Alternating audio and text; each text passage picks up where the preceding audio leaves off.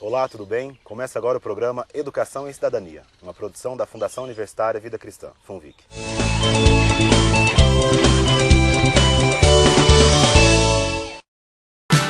Pós-graduação em Educação na FAFEM Mococa. Gestão Escolar, Linguística e Literatura. Inscrições abertas no site www.fafem.com.br. Invista no seu futuro. Faça pós-graduação na FAFEM FUNVIC. No programa Educação e Cidadania de hoje, vamos falar sobre a importância das plantas e flores nas nossas vidas. É indiscutível o fato de que quando estamos cercados por elas, nossas energias são renovadas e ficamos mais dispostos para a tarefa do dia a dia. Para falar sobre esses e outros assuntos, eu converso com a arquiteta e paisagista Matisa Rigobello Lima. Matisa, e nós estamos hoje num cenário natural, aqui na Vivae Paisagismo, que além das informações da entrevista, vocês também irão conhecer esse espaço muito bonito aqui em Mococa. Matisa, obrigado pela entrevista e obrigado por nos receber aqui. Obrigada, prazer. Ô Matisa, como eu falei na abertura, é indiscutível que quando nós estamos em espaços abertos, em contato com a natureza, é natural que nós sentimos essa energia revigorada, né? Parece que nós recarregamos as baterias. Existe uma explicação para que isso aconteça? Porque aí o homem se encontra no seu ambiente natural, né? Infelizmente, hoje o homem perdeu essa ligação, mas quando ele está no ambiente verde, no ambiente livre, ele se integra novamente a toda essa rede de vida, né? Que o pensamento sistêmico fala isso, que nós somos todos uma coisa só, é uma unidade.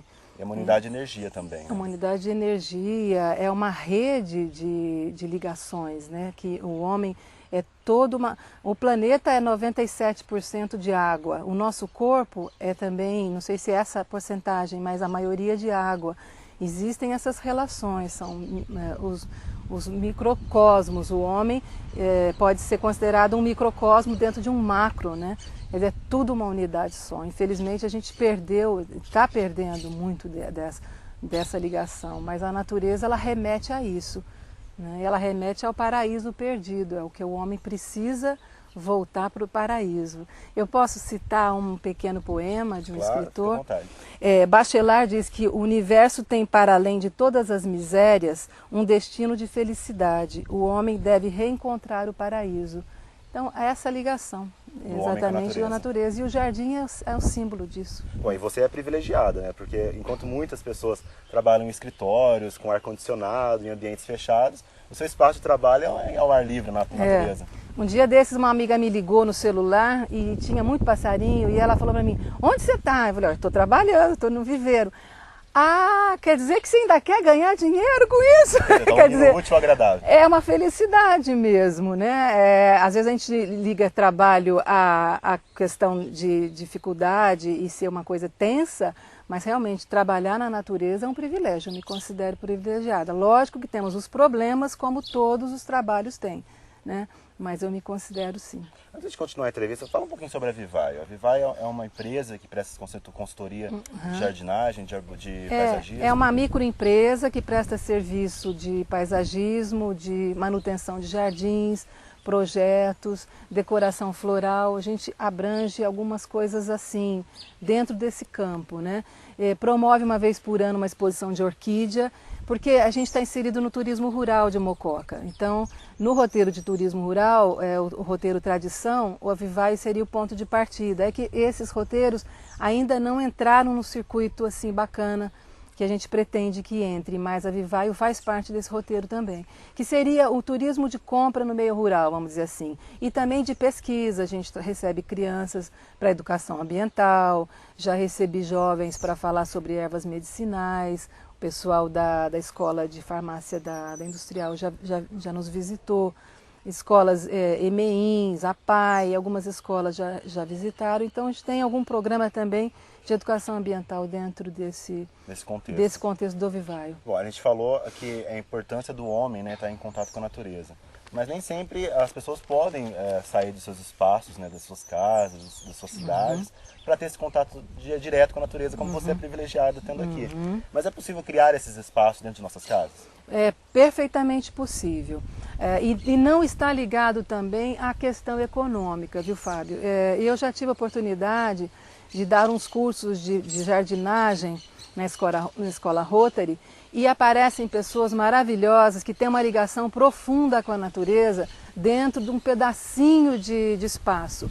Uma casinha lá na Vila Santa Rosa, exemplo, uma senhora maravilhosa que tinha um jardim dentro do quintal dela que era uma selva.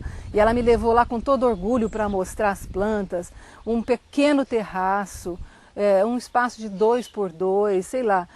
Esses dias também na Coab 2 eu fui lá levar uma planta para uma cliente que ela tem assim um amor àquilo, um pedacinho de nada contém um microcosmo ali dentro, assim, e uma riqueza, né? Porque a pessoa tem uma riqueza de repertório de vida, ela ama aquilo, ela cultiva e ela vibra quando aparece uma flor, aquilo é uma felicidade, são alegrias gratuitas, assim, ou digamos, que não custa nada, não precisa ir no shopping para ganhar essa felicidade de ter uma flor em casa. Né? Isso significa então que as plantas e as flores, elas contribuem com a felicidade das pessoas?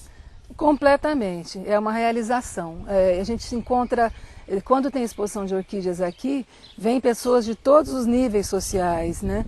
E elas têm uma felicidade de ter uma orquídea, de cultivar uma planta, ganhou de um amigo, aí vem me contar, aí me traz uma muda também.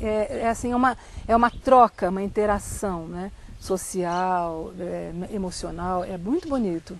É até recomendado para as pessoas que estão nos assistindo, né, que tem algum problema de depressão, de infelicidade, porque as plantas e as flores, principalmente, elas trazem essa mensagem, né, de que se você cuidar bem de mim, eu vou te dar uma flor e você vai ficar feliz. Sim, é uma relação de troca muito importante, né? E nesse mundo capitalista, onde os valores mudaram, né, o valor hoje é o carro, é a gasolina, é o shopping, é o ter, você precisa trocar isso. Imediatamente o homem precisa acordar que não é por aí. A felicidade pode estar nas pequenas coisas e está mesmo. Né? A relação com uma planta é fundamental. E tem gente que tem isso naturalmente, que não precisa forçar nada. E tem gente que não tem um estranhamento com a planta. Às vezes me chama para mexer num jardim e diz, eu esqueço de molhar, a planta morre. É porque ela não tem naturalmente aquela relação com a planta, mas ela quer, ela procura aquilo. E pode mudar e pode melhorar mesmo. Matiza, na nossa casa, nós podemos ter plantas em qualquer dos ambientes? Mais ou menos assim. Basicamente está ligado à iluminação e ventilação, né?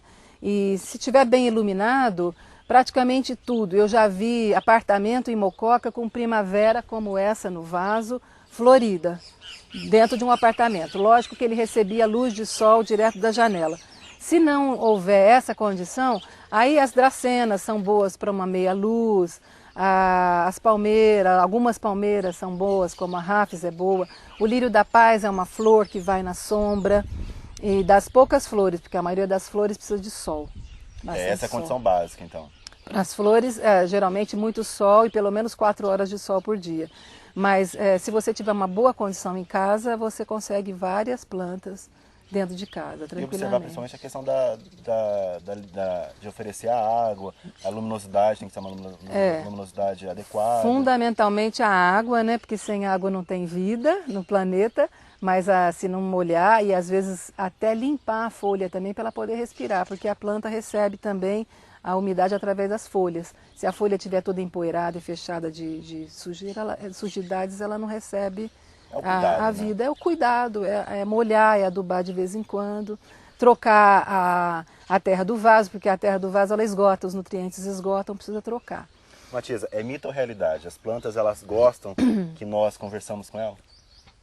Eu acho que é certeza, porque essa conversa não precisa ser exatamente uma conversa oral, né? Tem esse livro que eu vou mostrar para vocês, que é se não me engano, uma finlandesa, Dorothy MacLean, O Chamado das Árvores. Aqui ela fala das mensagens que ela recebe das árvores centenárias, das árvores muito velhas da natureza, onde quando ela fica embaixo dessas árvores, ela recebe mensagens. Então, o livro é cheio de mensagens do bambu, do tojo, do loureiro, enfim, ela mora no hemisfério norte, né? Mas ela recebe mensagens de Deus, que são elementos divinos que, através das árvores, elas podem transmitir para o homem muitas energias e esperança e coisas lindas. Ela fala todo o livro, chopo da Itália, a sequoia, que é uma árvore milenar, que ela fica enorme, gigantesca, até com 100 metros de altura. Então ela fala que é Deus que fala através das árvores. Bom, Matiza, muitos profissionais da saúde, médicos inclusive, recomendam a utilização de plantas medicinais para tratar diversos tratamentos de saúde. Essas plantas medicinais, elas podem ser cultivadas em casa? Podem sim, podem ser plantadas em vasos, em pequenos compartimentos, em potinhos, em qualquer lugar que receba sol, né? Pelo menos 4 horas de sol por dia. Agora, uma coisa importante sobre as plantas é que o Brasil está inserindo, o Ministério da Saúde está inserindo no SUS o programa de plantas medicinais. Até criou-se leis que não existiam para se trabalhar com as plantas e até para incluir nos currículos da medicina a fitoterapia. Né? Isso é um dado importantíssimo e vai ser uma revolução no Brasil, né? Porque um país tão rico desse, com tanta biodiversidade, com tanta riqueza natural, já está até atrasado nessa questão. Né? Porque assim, a gente remete às receitas das nossas avós, né? Sim. Dos chazinhos, chá de hortelã, chá de erva cidreira. É um conhecimento que se perdeu, né? Justamente, É um conhecimento que foi se perdendo em função da indústria farmacêutica que, a partir da década de 60, entrou com tudo para a utilização do remédio mesmo. Então essa questão cultural, essa coisa de passar de pai para filho esse conhecimento foi se perdendo.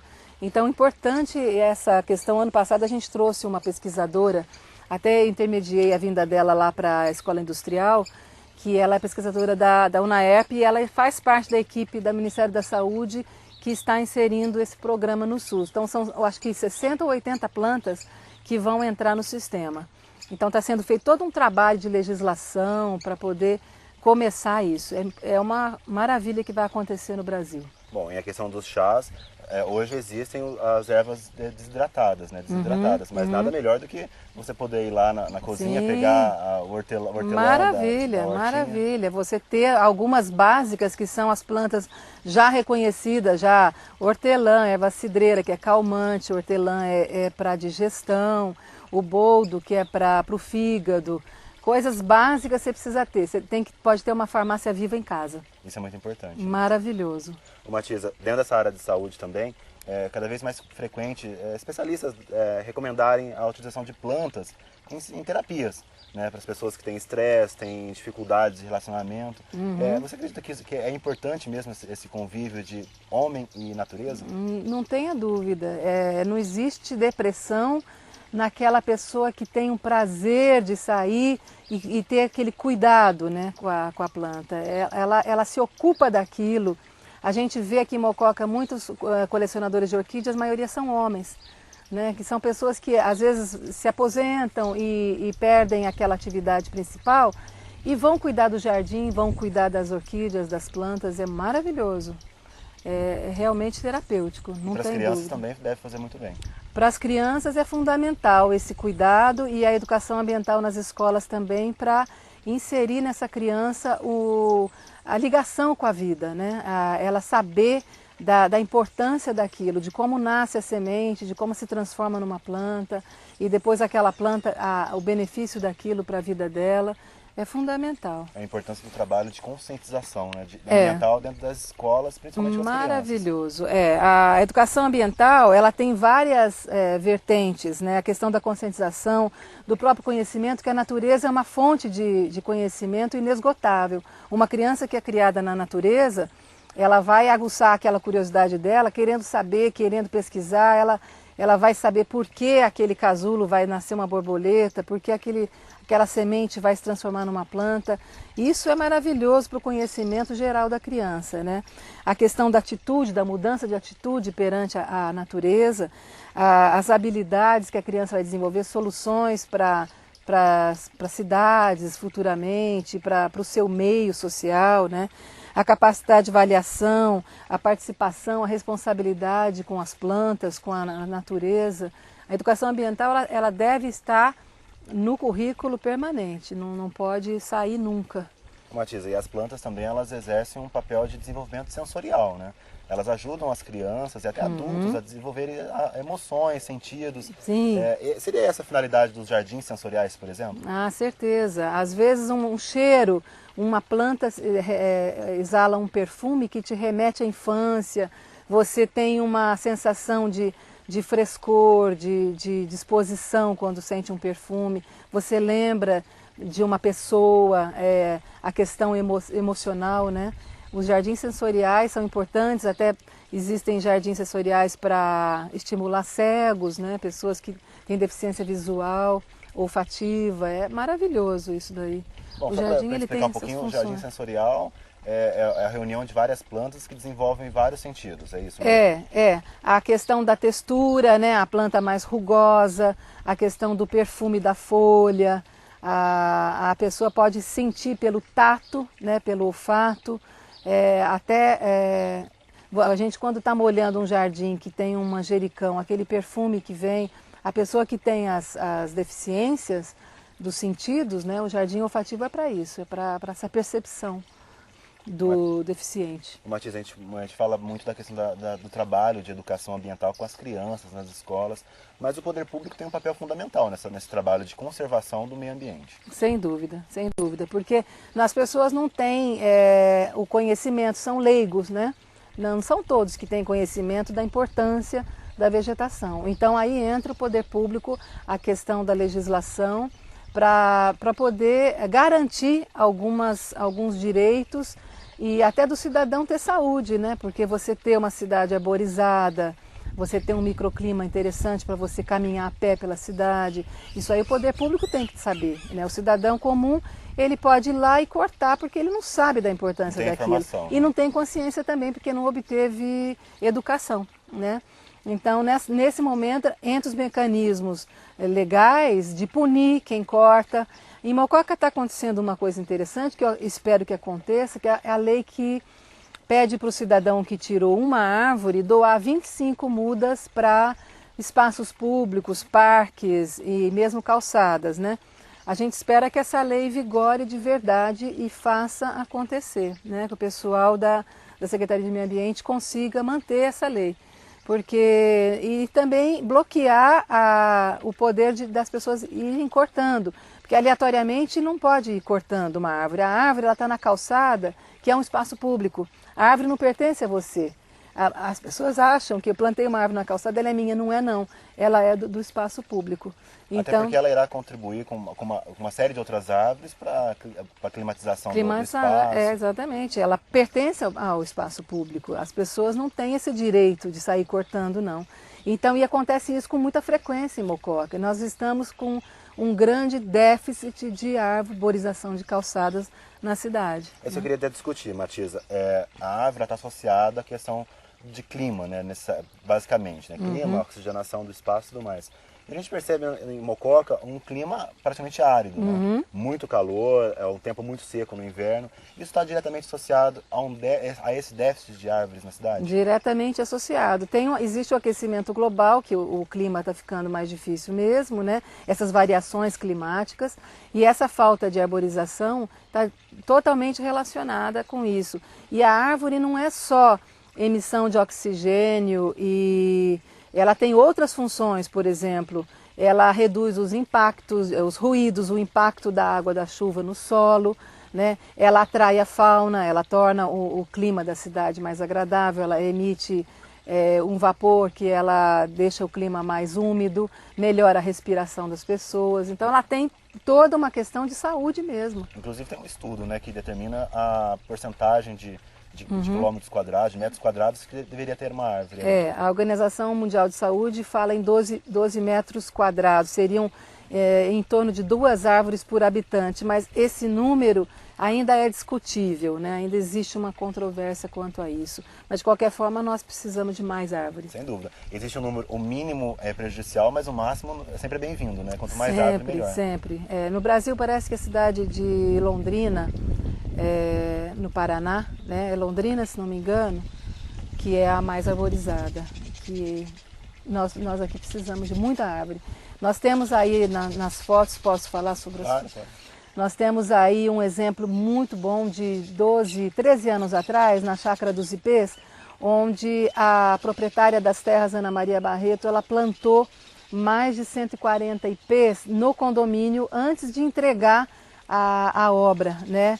Então são ruas de ipê amarelo, vocês estão vendo uma rua de ipê amarelo que com 11 anos, olha o sucesso, a maravilha que aconteceu, é um milagre aquilo. E quem passa por ali, a beleza, né, que sente, porque a beleza também é importante, a questão estética está ligada à nossa emoção, a nossa emoção de nos sentirmos cidadãos mais felizes, mais pertencentes àquele lugar, né? Matiza, e existem árvores recomendadas para arborização urbana? Nós temos aí imagens do oiti, que é uma árvore muito boa, tem uma copa muito densa.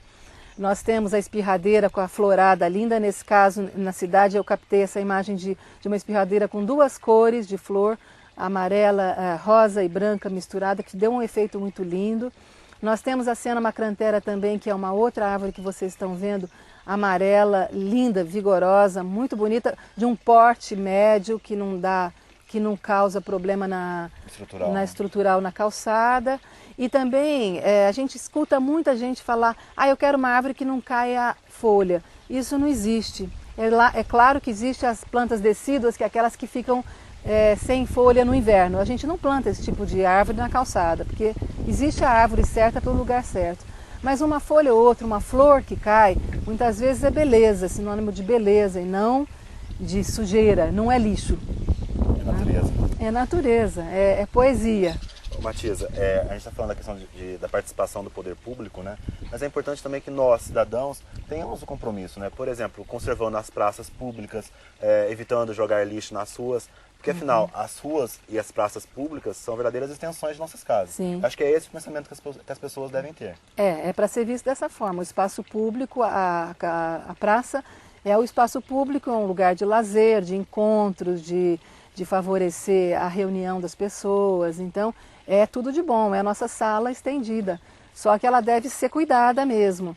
As árvores têm que ter manutenção, você precisa cortar galho seco na época, porque senão aquilo vai cair em cima de um carro, vai cair em cima de uma pessoa. Lógico que a manutenção no jardim é fundamental. Não existe um jardim sem manutenção. Se você vai plantar e esquecer, não existe isso. Tem que ter um acompanhamento, a renovação da terra, adubação, retirada de galhos mortos, de folhas secas, corte de grama. A praça ela precisa ser cuidada como se fosse a nossa sala de estar da cidade, né? As salas da cidade. É onde nós iremos nos encontrar. É o espaço do encontro comunitário, da alegria também de se encontrar em público, né? Que está tão raro, né? As pessoas estão muito dentro, individualidade, pensar no seu próprio problema, e isso é péssimo, né? É preciso que se pense coletivamente, é preciso que se pense na política pública, é importantíssimo. A política tem que sair dessa questão de que é um assunto conspurcado, e que foi mesmo, né? Infelizmente. Mas tem que voltar para as questões públicas. A praça é um lugar público. As árvores de calçada são públicas, precisam ser cuidadas, precisa ter quem olhe para isso. Bom, no programa Educação e Cidadania de hoje, eu conversei com a arquiteta e paisagista Matiza Rigobello Lima. Matiza, então, muito obrigado por nos receber aqui e principalmente pelas informações no programa. Obrigada a você, Fábio. O Vivaio é um espaço aberto, especialmente na parte da manhã, né, que a gente tem um funcionário que fica o tempo todo. E é muito pertinho, dá para vir a pé da cidade, 20 minutos do centro a pé. É um passeio e uma visita inesquecível. Eu espero todos. Bom, acompanhe agora o Momento de Reflexão com o capelão da FUNVIC, professor reverendo Luiz Henrique Fernandes Vieira.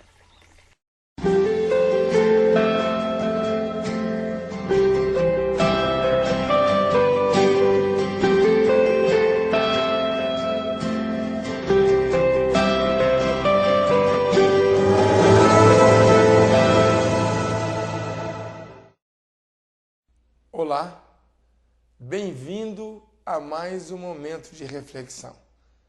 É um prazer muito grande para nós estarmos aqui junto com você para pensarmos um pouco a respeito daquilo que a palavra de Deus tem a dizer às nossas vidas. Muito tem se falado a respeito da natureza, a respeito da ecologia, nos últimos tempos. E graças ao bom Deus que a humanidade se voltou à importância que a natureza tem para a nossa sobrevivência. Li uma frase um dia desse que me deixou bastante apreensivo. Dizia que muitos de nós estamos preocupados em como deixaremos o mundo para os nossos filhos, mas poucos de nós estamos interessados em que tipo de filhos deixaremos para o mundo em que vivemos. A natureza urge a atenção e a ação humana para a sua preservação e para o seu próprio deleite. É lógico. Eu queria ler um texto das Sagradas Escrituras que eu creio que demonstra a importância que Deus, o nosso Pai e Criador, teve ao criar todas as coisas e até mesmo a se revelar a nós através de sua criação. Diz o Salmo 19: os céus declaram a glória de Deus e o firmamento anuncia as obras de suas mãos. Um dia fala disso a outro dia, uma noite o revela a outra noite. Sem discurso nem palavras, não se ouve a sua voz, mas a sua voz ressoa por toda a terra e as suas palavras até os confins do mundo. Deus, na sua infinita sabedoria, quis se revelar através de sua própria criação, de tal forma que, ao contemplarmos a natureza, haveríamos de conhecer a grandeza, o poder, a majestade, a nobreza do nosso Deus.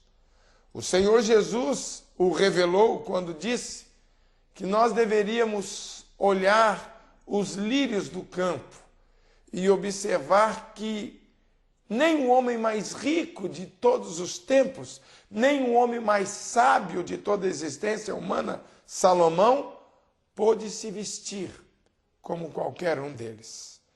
Nesse sentido, nós podemos ver que a natureza, na sua perfeição, nos oferece tudo quanto necessário é para que tenhamos vitalidade, para que tenhamos todos os nutrientes necessários para a nossa subsistência. Salmo de número 1, no verso 29, diz que Deus criou todas as coisas, sobretudo ofereceu à humanidade todas as árvores, todas as plantas, para a nossa alimentação, para o nosso fortalecimento, para que tivéssemos todos os nutrientes necessários para o bem-estar. A natureza está aí.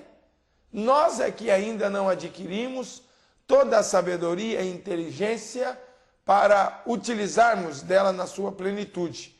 Por isso que é necessário pesquisas, ensaios a cada dia para que descubramos aquilo que ela pode nos oferecer, até mesmo para esses novos males que têm alcançado a humanidade. Eu queria oferecer a você duas possibilidades. A primeira possibilidade de, humanamente falando, usufruir da natureza para o seu bem-estar, para o bem-estar da sua família e na preservação dessa natureza, oferecer à humanidade vindoura a condição necessária para o seu bem-estar. Mas eu queria também oferecer a você uma palavra e uma reflexão espiritual. Deus se fez revelar através da natureza. Não há nada de divindade na natureza, mas Deus quis revelar a sua divindade através da sua criação. Que eu e você possamos olhar para a natureza criada e possamos nos aproximarmos de Deus, possamos conhecê-lo na sua plenitude, possamos nos relacionarmos de uma forma mais plena com a excelência da sua sabedoria. Que Deus dê a você momentos gostosos e prazerosos, de buscá-lo, inclusive, de se relacionar com ele em uma natureza clara, limpa, saudável, e que possamos usufruir disso nos nossos momentos, inclusive, de reflexão espiritual.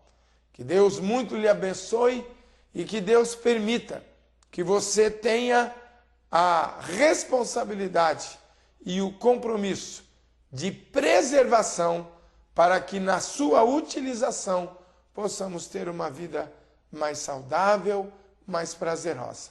Eu queria que você pensasse nisso e que você pudesse ensinar os seus filhos, ensinar o seu próximo esta verdade que Deus nos trouxe através da tua palavra.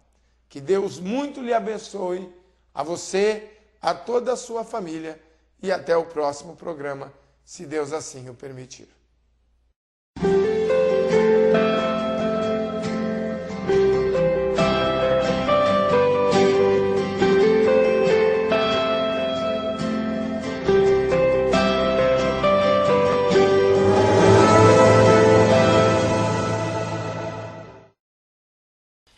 Bom, o programa Educação e Cidadania fica por aqui. Lembre-se, você pode participar do nosso programa enviando dúvidas, sugestões e ainda acompanhar as entrevistas na íntegra pela internet, através do site www.funvic.org.br. Mais uma vez, obrigado pela sua companhia e até o próximo programa.